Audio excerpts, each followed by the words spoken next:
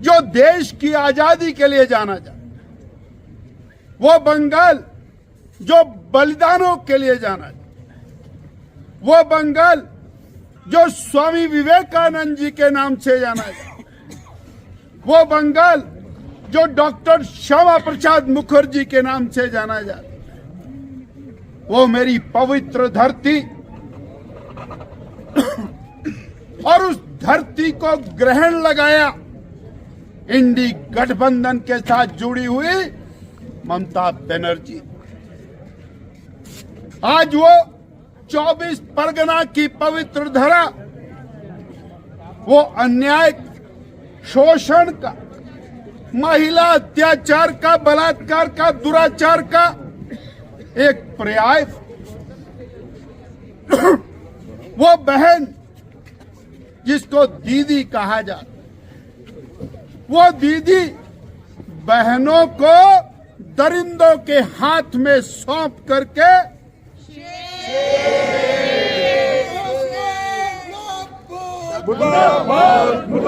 वर्षानुवर्ष हो गए, वो बहनें दरिंदगी का शिकार हो रही। कोई आवाज सुनने वाला नहीं, कोई आवाज उठाने वाला नहीं। ये पहला अवसर है, भारतीय जनता पार्टी ने राष्ट्रव्यापी आंदोलन किया और उसका परिणाम आज हमारे सामने है कि बंगाल की सरकार वो सब तरफ एक्सपोज, देश खाली की धरा, वो आज पूरे देश को पुकार रही और उस पुकार को सुना भारतीय जनता पार्टी ने। वो शाहजहां शेख, अरे इधर देखिए, वो शाहजहां शेख जो अन्याय का, अत्याचार का, दुराचार का प्रतीक बन, कौन सी ऐसी मजबूरी है इंडी गठबंधन की कि उनको संरक्षण दे।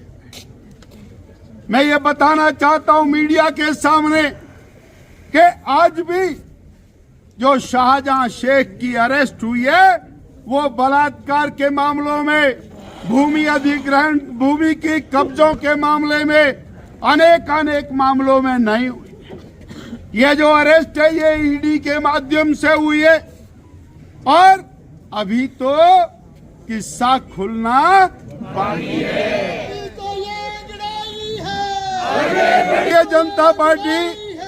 भारतीय जनता पार्टी देश के किसी भी कोने में होने वाले अत्याचार, अनाचार, दुराचार, देशद्रोह की घटना के खिलाफ खड़ी होती है। वो धारा 370 के खिलाफ 70 साल तक लड़ाई करने वाली भारतीय जनता पार्टी, बंगाल के 3 बीघा के खिलाफ संघर्ष करने वाली भारतीय जनता पार्टी, बांग्लादेशी घुसपैठ के खिलाफ संघर्ष करने वाली भारतीय जनता पार्टी और इसी प्रकार की ये जो अन्याय, अत्याचार की घटना है उसके खिलाफ आज देशव्यापी आंदोलन भारतीय जनता पार्टी ने किया। साथियों, आज आवश्यकता है जहां पूरा देश विकास की तरफ आगे बढ़ रहा है, वहां बंगाल भी उस विकास के अंदर शामिल हो।